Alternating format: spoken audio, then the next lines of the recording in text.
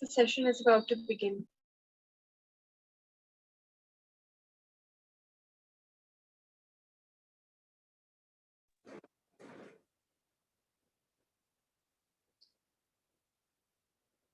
Good evening, everybody. A very warm welcome to you from the core team of the Hyderabad Literary Festival.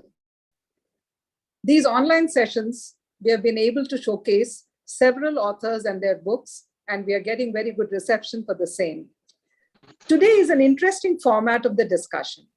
In this, a theme-based discussion takes place amongst 4 panelists, which includes the author, based on the plays written in the book Mumbai Traps Collected Plays. Mumbai Traps Collected Plays includes 6 intriguing plays set in India's first genuinely metropolitan city. It is an eclectic mix for both readers and performers. Through this book, we experience Mumbai, where glamour, greed, communalism, social and surreal situations depict life in a state of perpetual restlessness. The author of this book is Anju Makhija. He's a Sahitya Academy Award-winning author, poet, playwright, and translator. She has published 3 poetry collections, co-translated Seeking the Beloved, the Sufi verse of Shah Abdul Latif, co-edited 4 anthologies related to women, partition, theatre, and young readers.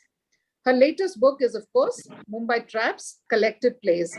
I request Anju to please hold up the book for our viewers. Can you hold it up a bit higher? Yeah, that's good. Thank you. The other panelists, one is Uma Narayan. Uma has been a professor of literature and drama, professor of general management at the SP Jain Institute of Management and Research, Mumbai, where she employs literature and theatre for managerial skill development of MBA students, which I think is a very interesting combination of liberal arts and the corporate sector.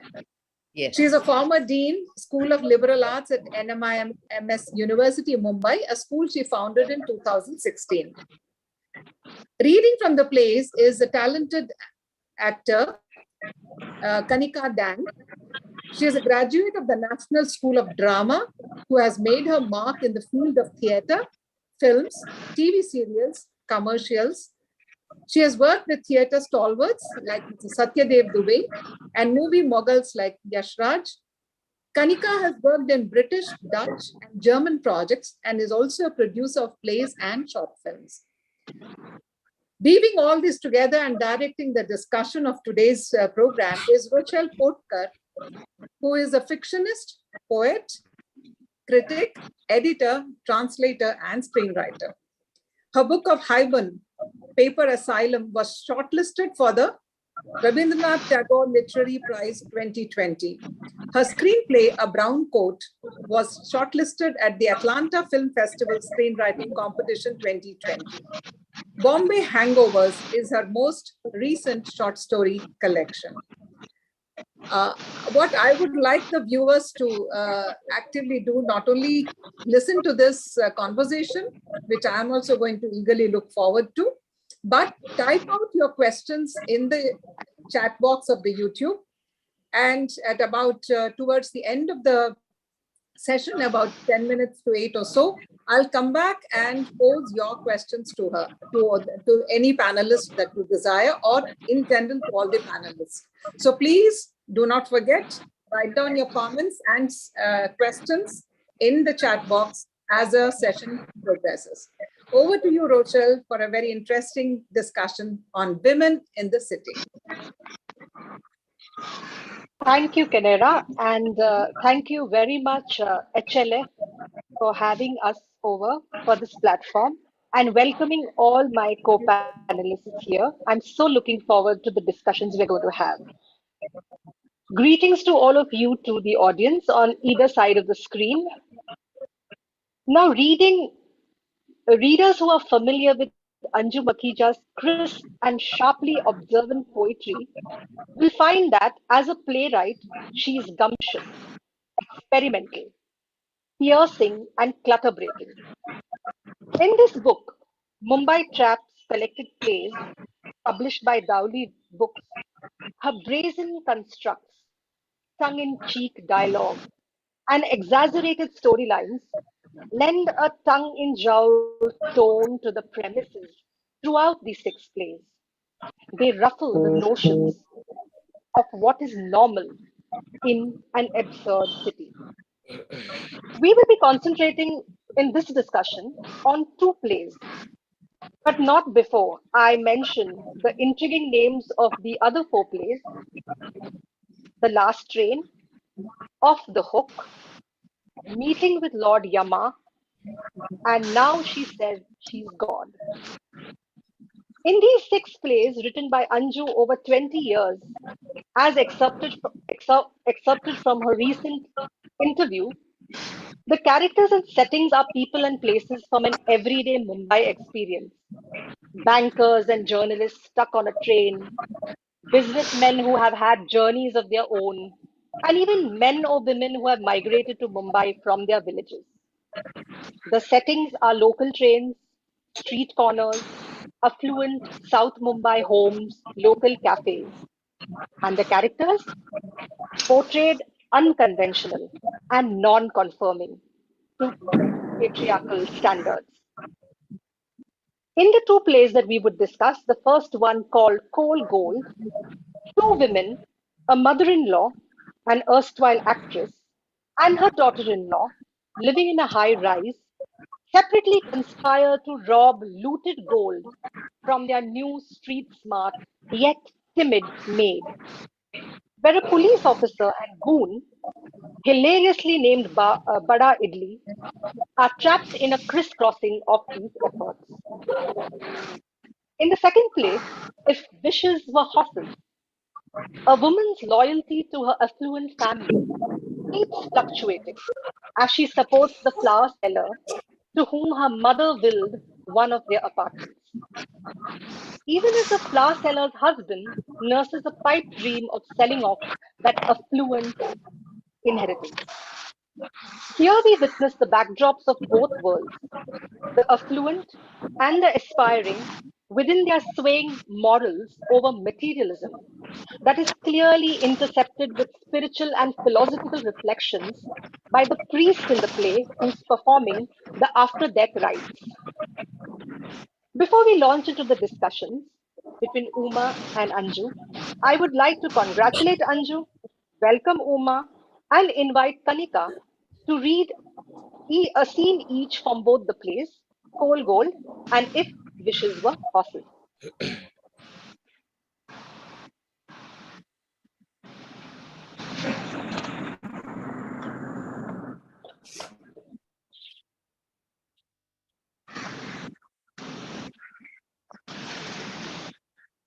Hello. I'll be reading an excerpt from Anju Makhija's play, Cold Gold. The drama is about three women involved with stolen jewelry. We'll be presenting the first scene of the play, where Vidya, the Aya, and Devika, her mem sahib, are celebrating the stolen jewelry. We're reading both the parts, Devika and Vidya. Almost midnight, Devika's bedroom. Vidya is also in her bedroom. Both are decked up. Vidya, please, no. Devika, why not? That's the idea. I drop, you catch. If I miss, the glass breaks. Shiva's flows, opening night to night, the start of a golden partnership. Vidya, why you put red color on my cheek? Devika, sorry, no country liquor in our bar. Devika, oh, scotch down the drain. Vidya, sorry, madam. Devika, call me Devi. Partner, let's celebrate. Vidya puts the broken glasses, tries to remove her earrings. Devika holds up a mirror. Devika, no. They look fabulous. Best piece in the Devi Vidya collection. 2 lakhs at least? Wow, a solitaire? India shining. Devika, Vidya shining. Vidya, party finish. We sleep now. Devika is offbeat. Devika, removing a Manga Sutra for the new bride from the Devi Vidya collection. Vidya, uh, you will break it. Careful, madam. Devika jumps on the bed. Devika, Jodhpuri diamond set studded with red rubies, 24-carat gold bracelet, perfect with a Ritu berry creation. Devika hugging Vidya, introducing the bitter half of the designer duo, Vidya Sawant, expert at hiding stolen jewels and reciting Ganpati Bappa Moria, Thande Pani mein doob gaya. Devika, this Manga Sutra is for your dowry.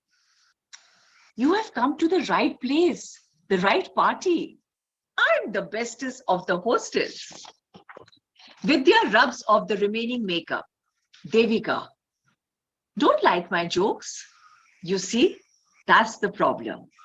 I'm Miss Goofer, you are Miss Pooper. You look, I drink. You sit, I model. I dress up, you dress down. She turns the music up. Devika, hey Karorpati, let's celebrate. There is no one else I can invite to this party. Can I? Relax tonight. Tomorrow, we'll lock up everything safely. Better this locked up than us. Vidya, in 10 days, Raman is here. If he finds Devika mocks, 10 days, Raman is here. I'm dying to see him dead. Wouldn't you like that, Vidya? Your boyfriend dead? A long silence. Vidya, we were to marry. Devika, a crook. No, baby, wrong turn. Return to your village. Dhotiwala, milkman is less khatarnak. Vidya, many boys in our Jalgaon are BA pass. Not all selling milk. Some become teachers. Devika, okay. What's the use anyway? Men are a waste. Dump them in haste. Show good taste. Vidya, Raman left me. He's with someone else. They live together in Chamber Chawl. Devika, bastard. Vidya, big bastard. But got this jewel from him. Devika, bravo! 2 days of decadence. Vidya, Raman will want this gold. He will come. Devika, you bet. Only fools part with loot. A knock is heard, soft at first, then rather urgent. Vidya rushes to the door, holding the bolt tightly with one hand. She struggles to remove the necklace with the other. Devika, cannot unwind even for one damn night. Who's it? Must be that old foggy. Vidya, don't open. Hide all quickly. Devika, hey, stop bossing me. Don't forget who I am. Vidya, I'm going to the bathroom. She panics. Devika runs after her and grabs the jewelry pouch. The knocking continues. Devika, that mother-in-law of mine, good for nothing. Devika, you're not invited to this party or the any other. Get that through your head. Go to bed. Get lost, mom. The knocking gets louder. Crossfade to the flashback scene.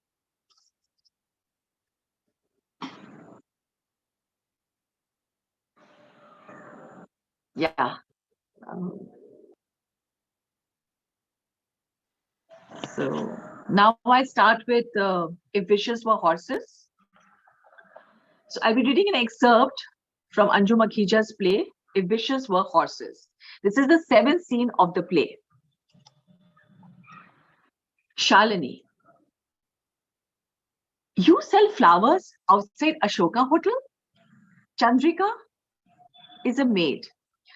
Yes, Shalini. I don't remember seeing you. Chandrika. Uh, Half of Mumbai is doing business on the road. Chai wala, belpuri wala, pan wala.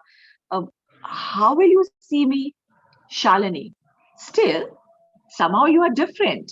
Chandrika. I like to be clean, Mem Saab. I keep my jhopalpatti, bartans, buckets, all clean. Flowers are fresh, so we all must be fresh. Uh, I bought this for your mother, Shalini. Have you told anyone about the flat? Chandrika. Uh, yes, Shalini. Who? Silence. Chandrika. No one. I'm afraid to tell my husband. Uh, Deva knows what he will do if he finds out. I have no other family, only my friend Ganpat. Mem Saab, will you help me? I was frightened to come. Then I thought, since you have called me, Shalini. Yes, Chandrika. Mem Saab, I think about my flat day and night. All day, all night. I cannot sleep. I cannot eat. I'm so happy and and sad. Mem Saab, Pushpa ji was like a mother to us. Shalini. Where do you live? Chandrika. Yeah, only near Kulaba, Jopalpatti. Memsa, that Worli home is mine. Really mine. Shalini. Yes, mummy has given it to you, but Chandrika. What, Memsa? Shalini. My father and brother wants to keep it. Chandrika. uh, They have their own house now. Shalini. One is never enough. Chandrika. I I only want one. Uh, you will help me, Mem sir. Chandrika, you are very clever. Pushpa Mem sir told me you are BA pass. I am school fail. When I was in the 7th class, my father died. Then my brother looked after us. When he got married, his wife threw me and my mother out. We started Phool Ka Dhanda. That's where I met my husband. Uh, he was doing the same work. Shalini. My mother? How did you get to know her? Yeah, Roshal, back to you. Wow. I just would have wished to see you, Kanika, on on stage and all the other Thank you. actors. You truly brought the characters alive, and wow, you played so many of them. Thank you. Thank you for that Thank you. captivated reading. So now, Thanks.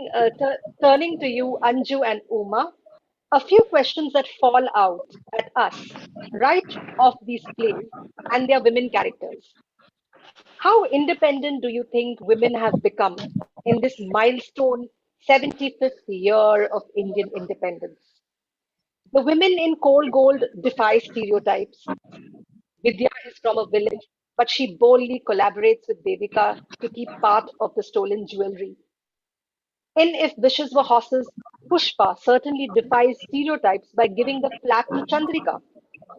So does city life make women more daring or more desperate? Are women in the city warriors or victims? Do they shun stereotypes or play up to new archetypes? Over to you.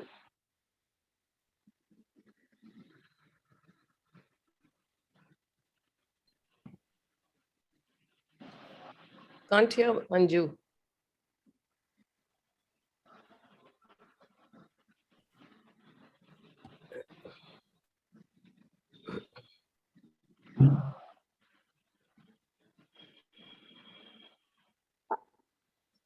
Anju, we can't hear you. If you could just amp up the volume. Unmute yourself. No, we still can't hear you.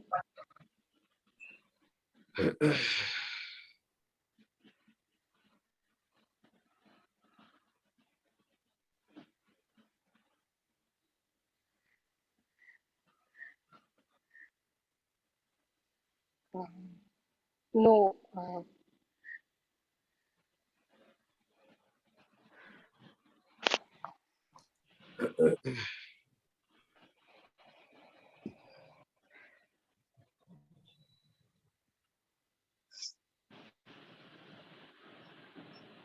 Okay, Uma, you, maybe you could start and then Anju will join us. Okay, can you hear me? Can Yes. you hear me? Okay. Yes. Yes. So thank you, Rochelle. Thank you, Hyderabad Literature Festival, for this opportunity. I personally wish to congratulate Anju, whom I have known for a very long time, right from the time her first play was staged in Mumbai, and I happened to see the first show. Amazing, amazing insight into the world of Mumbai and writing. So my congratulations on Anju's book being published. So if wishes were horses is my favorite, as I write in the preface. It's my favorite. It's such a layered, structured play where Anju weaves several myths. And the priest is the one who talks about life in general and particularly about the deceased Pushpa Vaswani, who was a very obedient, submissive, suppressed wife while she lived, but in death she comes alive. So choices that Pushpa Vaswani never got in a very patriarchal household made her very, very revengeful. She was duty bound to her husband during her life, totally following the patriarchal norm. But at her death, the priest says, and I quote Anju, every time you throw a ball, it falls down. Unless you intervene it, catch it, and if you do, you are responsible, then you must do something with it. Pushpa Vaswani has disturbed the order of things. Those who disturb the order of things or the norm must be able to catch the ball. So the ball that was never caught by Pushpa Vaswani during her lifetime is played in her absence. And Rochelle, I must point out here in the production, on the stage was a blank photograph frame of Pushpa Vaswani. So she is more present in her death. And I thought that was a wonderful direction by Anahita Oberoi, that there was a blank photo frame of Pushpa Vaswani, a woman who's totally subservient to the patriarchal norms. She buys a flat in Varli and she gives it to the flower girl, which is Chandrika.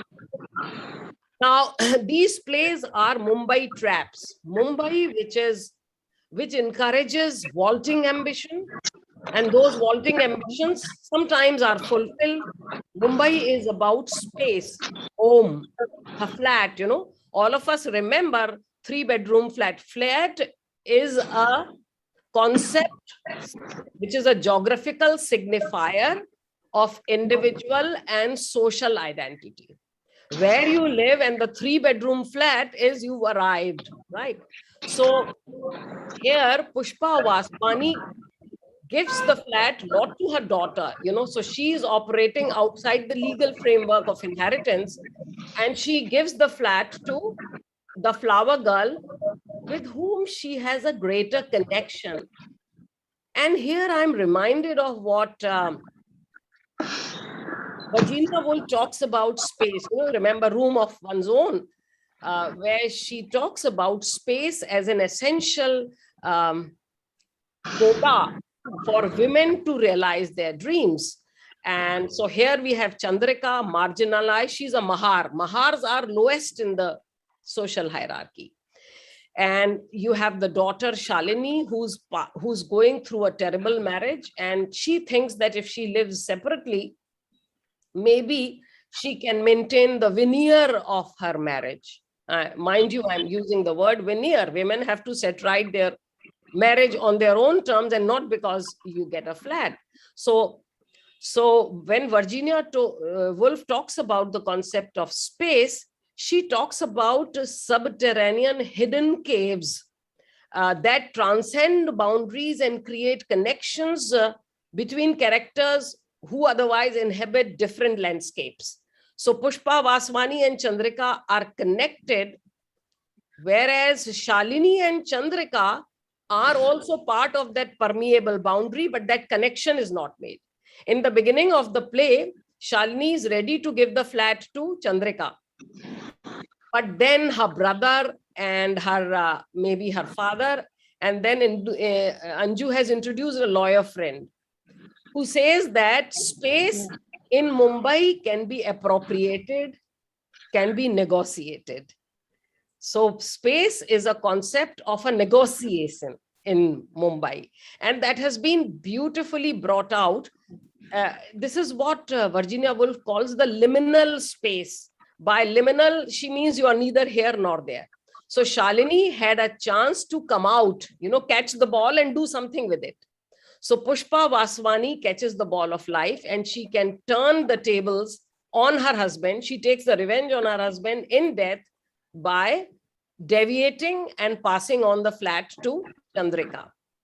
On the other hand, Chandrika could also relate, Shalini could also relate to Chandrika, and therefore I call her in a liminal space where she can turn either ways, but that opportunity is lost because I feel Shalini is still not evolved as a character. So in Anju's play, I would say Pushpa Vaswani is a true feminist because she catches the ball, as the priest says, and does something with it even beyond her death. And Shalini misses it. Now, why does Chandrika surrender the 3-bedroom flat? Is because she's lived in a cramped space. So Virginia Woolf talks about you have to have a room of your own to be able to work and think freely. Living in a cramped space, understanding where she belongs in the hierarchy, she's quite, she has restricted ambition and she's reconciled because Shalini gives her an expensive ring and she thinks that's enough. If I talk about women in the play, then you remember women's quest for home. Chandrika is pregnant and she would like a home for her child. She's not asking for a 3-bedroom flat. She wants a space of her own for her child. If you remember, that famous book by Sheryl Sandberg, CEO of Facebook, the title of her book is Lean In. Women, whether they are in metropolitan towns or rural spaces, have to lean in. Ambition, they have to be a little more ambitious. So I would not give too much credence that Mumbai puts that strain of guile. I mean, if opportunism is the name of the game in Mumbai, then guile is part of opportunism. That guile is not a function of being a rural or metropolitan space. That guile is something opportunism is made of. So I really admire the layering in this play. And I wonder, and I would like to ask Anju if she had not created the character of the lawyer in the play, because it is only towards the end when the lawyer says, I can fight it, we negotiate, and, you will mend your broken marriage, not live with your mother-in-law, but live independently. I'm just wondering if the lawyer friend were not there, would Shalini had willingly given the flat to the flower seller girl? So that remains a mystery which Anju alone can answer. Would you like somebody else to speak so that I speak about the little later? Rochelle? Question to ask her. I've saved your question. Okay, I think Anju, you are back, I think. Just waiting for you to answer this very interesting question, which only you can answer. Yes. I think we are waiting for her. But I do notice that materialism is a very pivotal theme and thesis in all the plays, nearly all the plays. I think because it is, against the city of Bombay, where every little inch matters, every little coin and tire matter. But materialism brings me to the next question of upward mobility. Is it the greed and desire for upward mobility that drive these women to extremes in the city? Because the characters in Cold Gold seem to be fearless, even rash. Okay, so it brings us to this thought: is our consumeristic society, has it contributed to this, or is it urban living accommodation or lack thereof? Because it somehow seems to create identity for women, at least in this play. The having or not having of the apartment, the giving or not giving of property, jewelry. So I was thinking about all these identity signifiers. And that was something very beautifully that Anju has pivoted around, different forms of materialism.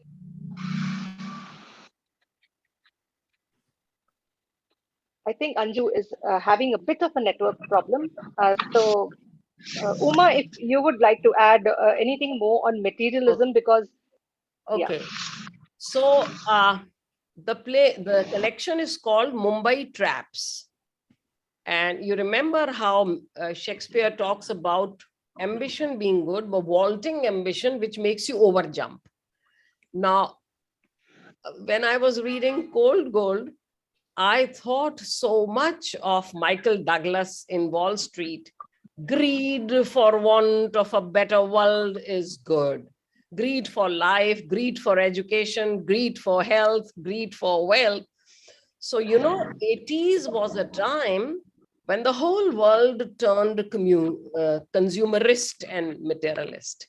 And the more you had defined how successful, what you have and not who you are. So these two women are again connected, just as I spoke about the band of sisters, like we have band of brothers amongst men and they support each other. The band of sisters that, according to Virginia Woolf, is a subterranean connection. In Devika. Hi, Rochelle. Hi, Rochelle. Hello, Uma. Yeah. I'm just testing. I'm now on the mobile. Okay. Can you hear me, Rochelle? Yes, we can hear you, Anju. If you could come in, we had a question for you. Yeah, please do that. Please do that. Yeah, I'm here. Uma was wondering if the lawyer hadn't come by. Uma, would you like to Okay. Mention that? Just to recapitulate, Anju, Pushpa was. I heard you. I heard you. Ahead. Just I couldn't talk. Go ahead. Yeah. Well, what I would like to say is, since the topic is women in the city, I'd like to broaden it from the plays, because we've had a lot of readings about the plays and a lot of discussion. But if I broaden it to women in the city, I think two things stand out. And I'd like to answer the question that Rochelle had asked me. Have they become, in the 75th year, have they become more independent, more free? It's a very generalized question, but I would like to say yes. And for two reasons, or three reasons, and give you some statistics that they have and they have not. For example, 1 in every 3 women is sexually abused still. So how free are we in the 75th independent year? I don't know. And the other statistic which I came around was to find out that only 5% hold responsible government jobs. So again, broadening in from the plays have been written over a period of time. They're about specific characters. But since today's topic I thought was women in the city, again, to get to your question, in the 75th year, they have though become stronger. We can see in Cold Gold that they are ganging up. They are ganging up to double cross a man. They are ganging up on stolen jewelry. But these are, of course, fictional characters. But as a writer, I think I draw my fiction from what I see, what I read. So specifically in Cold Gold, we see women being very, very strong, breaking stereotypes and doing what they have to do to get the stolen jewelry. And that's what the whole play is about, is that they are getting stronger and they are taking charge. In the second play, Wishes for Horses, which Kanika read, we see the patriarchal system in work, in the sense that even in the 75th year, and although this play was written some time back, and women were granted the right in the 1956 Succession Act to own property, get equal property, whether it be a male or female. When Pushpa gives the flat to her daughter, not to her daughter, but the one she considers as a daughter, the Poolwali, everybody objects to it, especially the males. Now, the women there are not able to fight the males. And the woman, in the end, the flat does not go to Chandrika on the street. That again is taken from real life. And we see in the newspapers every day that there's a struggle for a woman to survive. In a city, of course, she has NGOs, she has a police force with her, and that's all there for her. But I don't think we've come very, very far in the 75th year. And Rochelle and I had talked about the upward mobility as being a factor in the city. You want to say something about that, Rochelle? The upward mobility part of it?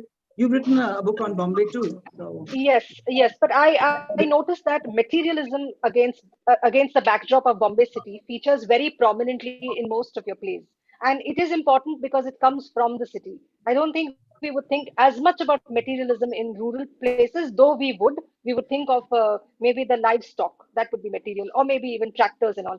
But you do have jewelry, you do have real estate, you do have those shiny things which are particular to the city. So while I was thinking about upward mobility and materialism, but I was also thinking about the feminism that is qualified under that, like with what the women do on top. The stage is materialism, and what qualifies their feminism when they all decide to, double cross Raman in the Coal Goal play, or when we were discussing with Uma earlier that Pushpa she felt was a real feminist because she makes a bold decision. So tell us something about how did you like kind of intersect these themes? I think again, I'd like to take a little bit of a long shot in this rather than zoom in. And the long shot I'd like to take again is we talked about life of women in the city. And many of these women they're migrants. They come from the villages. And we see this in both places. There's a Mimsab and there's a lady who's just from a village. Now, the question which I was concerned about when you talk of women in the city, does their life actually improve when they come?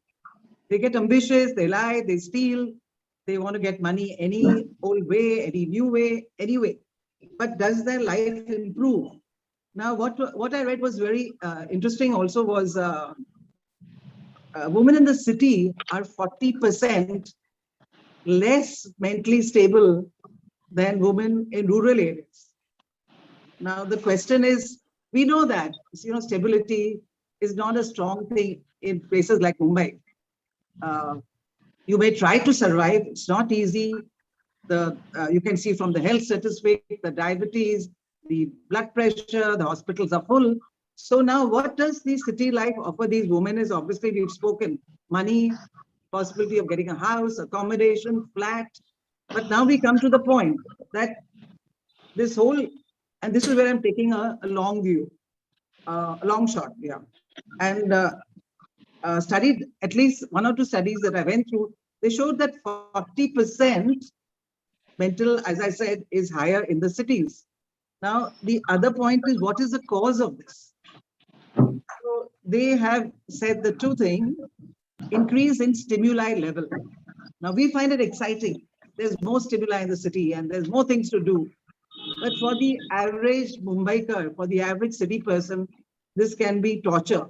There's stimuli, they say, of overcrowdedness, of noise, that creates anxiety, depression, and people just don't know what this anxiety is anymore. It's a generalized anxiety. And it's there in the lower class where there's gutka, this, that. So what is this upward mobility we spoke about earlier? What does it what are the dangers it brings in city life. And that's where I'm taking this long view, because I think every writer, you might write about a very specific situation in these plays. But when I looked at the whole book, I said, what am I looking at? I'm looking at a broader view of how city life really affects us. And the other thing is, first was increased stimuli, and the next thing was decreased protection. Now, what happens to us when we come to the city? We might have more stimuli, more fun, whatever, but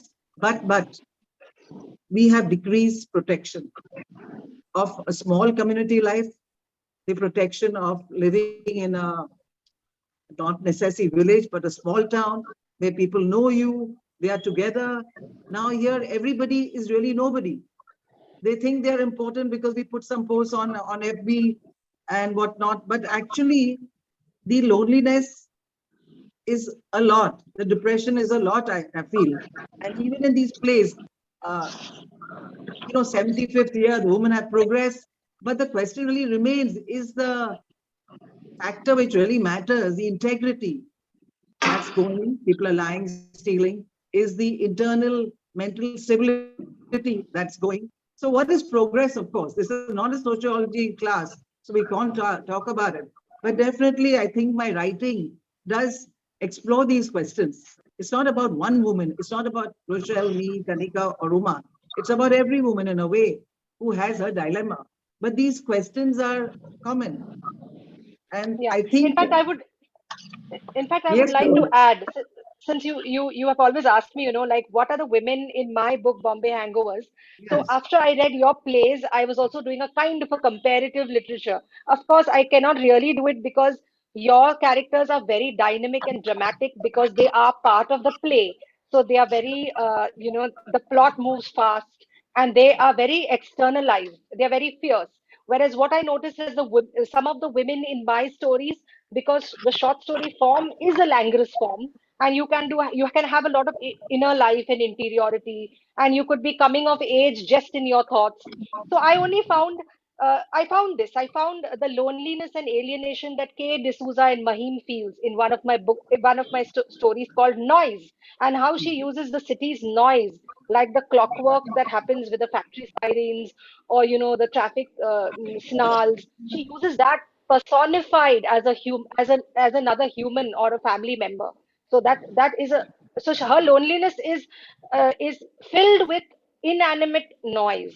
And when I thought about in the sociology way about the two women in another story of mine called Fabric. So now I was thinking about industrial psychology. What happens when a working man suffers in his workplace, like a textile mill shutting down, and my character Kailas wanting to be, a production manager, but there's no mill, so he's a security guard in the mall. His dream is shattered. But what happens to him when he comes back home? How does he treat his women?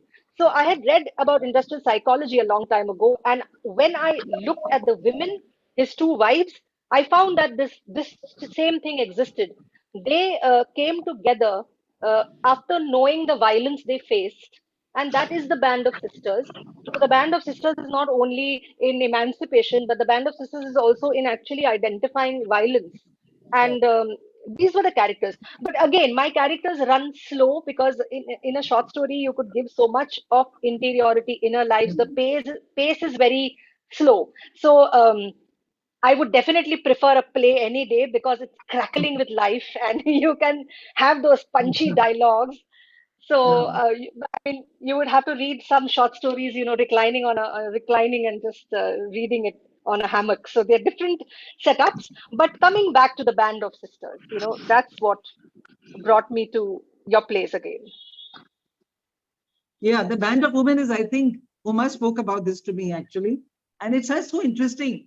Like, she'll tell you as well, the Adanis and the Modis are combining together to form a band of men. And the women have now started forming a band of women, like in Cold Gold. These three women don't give a chance to that Gunda Shetty. They just, and also Rochelle Numa, if you have seen that Alia Bhatt's Darling, Yes. the new Netflix series. I don't know if the audience has seen it, Kanika may have, but there also we find that women are taking charge now, and in very aggressive ways. Not that I'm condoning anything, aggression or anything, but it's subtle and it's also becoming overt. It's not just, Yes. And I think okay, what is interesting also is the conscience keepers that were there in both these women, the conscience keeping women. So they are asserting themselves, but they're also questioning themselves deeper than men could ever do, I think. Because I just saw the climax when she's actually releasing him from the tracks, and she's rethinking, based on a fable. Yeah, am I the frog, or am I the scorpion? Am I the frog? Am I the scorpion? So so I I think think that's what yeah, that's what I think is the particular, that women will be assertive, but not without questioning their conscience. well, Kanika, do you have anything to say about this point?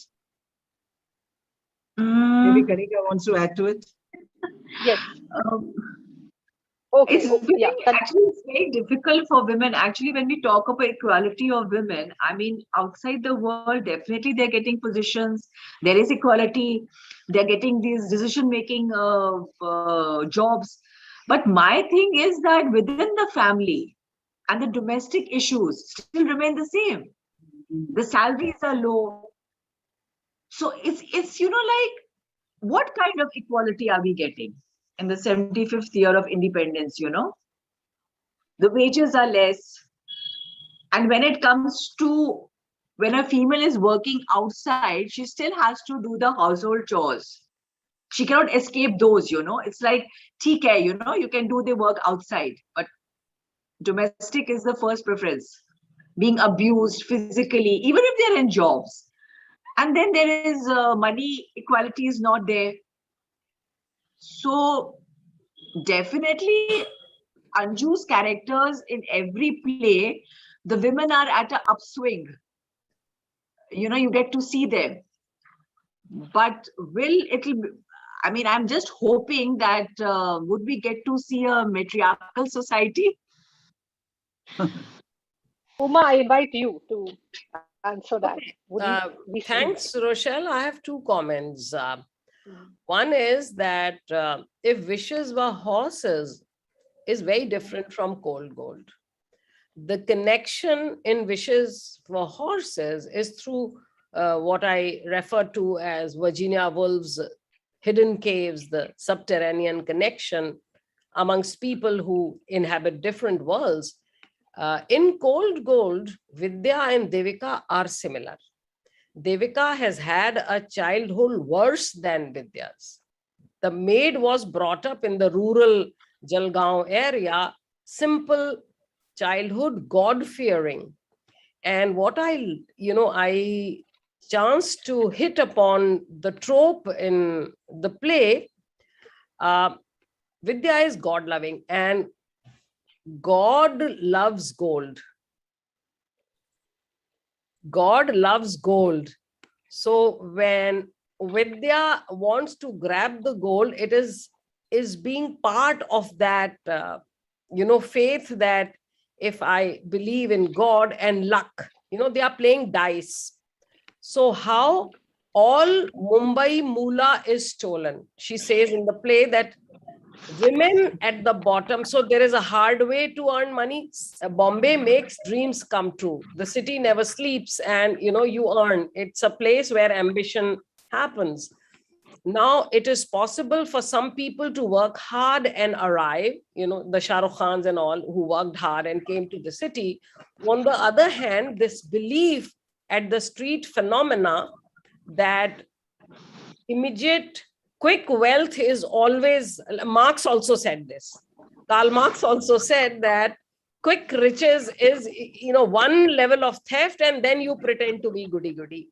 So that Mumbai moolah is stolen, and it is a street phenomena where speculation is allowed. We have the Sensex in Mumbai, and therefore Vidya, who hails from Jalgaon and who's God-fearing, thinks that she is entitled to a social bypass, because that bypass is part of the ambition that the maximum city and maximum traps, is a maximum city with maximum traps, where speculation is the name of, if it is allowed on Sensex, then that social bypass is allowed, particularly to two women who are bored with life. So Anju talks of these two women, they have a vacuous life. Devika may be a journalist living in Kaf Parade, but she hails from Virar and she had an abusive childhood. Whereas Vidya lived in the rural area but did not have an abusive childhood. She had a loving, affectionate rural background. And again, these two come together to fulfill the dream of the maximum city. So if a man can steal gold, they can bypass him and grab the gold. The boyfriend wants to steal the gold and use these women. So the same, what I referred to Michael Douglas phenomena, greed is good. And, in all the MBAs and everywhere, maximizing profit, greed for health, greed for education, greed for wealth is good. And therefore, in this game of greed, the Wall Street, the Dalal Street, and the crooks in books, Anju calls these two women crooks in books. They also believe that a social bypass is permitted within the realm of this maximum city, which will have maximum traps, but it is allowed. And that's Mumbai Meri Jaan for you. So the rich and poor are in it together. These women are survivors. Anju has not created any woman in all her plays which are high bicharis. Nobody is a high bichari, and that, to my mind, is a development, is a foot forward. She has not shown them abused or sexually abused in any way. She has shown them as strong women who are go-getters, and they are never high bicharis. So that way, I would state that Mumbai women are a step forward. They don't, if they fall, they don't fall back. They fall forward and they get up and they move forward. So that's my point. And I would also like to refer to Anju's reference to darlings. Alia Bhatt says, I have fielded all my life, now let me bat. So Anju mentions that she does not condone the violence, but, women have understood that if men have done it, let's pay them back in their own currency. And, she says, I have fielded, now let me bat. So she does not leave him. She stays to take her revenge. And that, to my mind, whereas I too do not condone revenge, but I'm saying that the women are on way. Wage equality will happen. You don't expect the same levels at the beginning. Social development takes longer. It's not that you click something and you have the same man and a woman equally qualified. Centuries of patriarchy is so internalized that I find that Anju's women are survivors. And that is a statement which speaks of the growth of women in Bombay. So I would stop there. Yes. Anju, do you have anything else to say before Canada comes in? And I want to just conclude it. Yeah. Well, first of all, I think I'd like to hear from the audience. And I think it's time because they would like to say something. So I'll just thank everybody. Thank you, Anju. Thank you, Rochelle. Thank you, Uma. And thank you, Kanika. It was a very interesting discussion. And I wish it could go on, but I think what I said was, let's hear from the audience now. Yeah. And there are a lot of compliments and comments and one question. But before I read out these questions or anything, permit me to make one announcement, if you don't mind. Incidentally, the next HLF online session is also on women. It's on September 3rd. It is Women Incarcerated, Narratives from India. Editors Mahua Bandyopadhyay and Rimple Mehta. And in conversation will be Kalpana Kannadiran. So that is a different world altogether. Women who have been in jails and what's their lives. Yeah, I think our cities are also some kind of jails. Our houses also some kind of jails, but this is real jail. And that is a session on September 3rd. Please do tune in.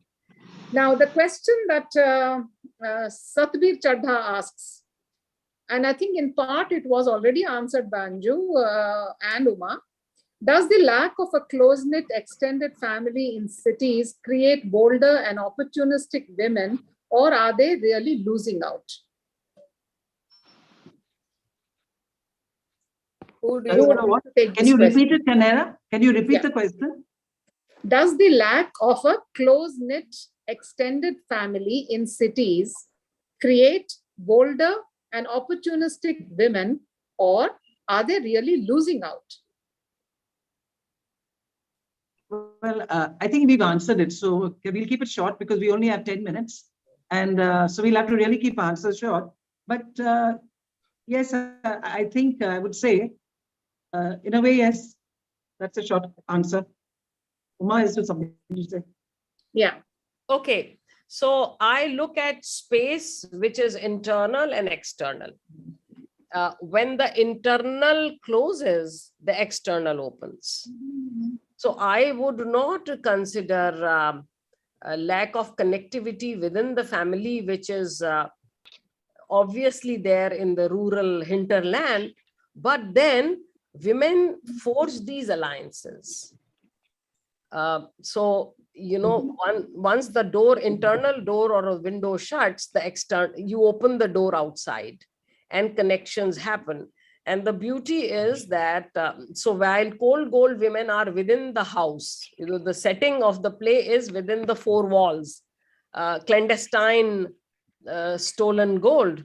The flower girl is on the pavement.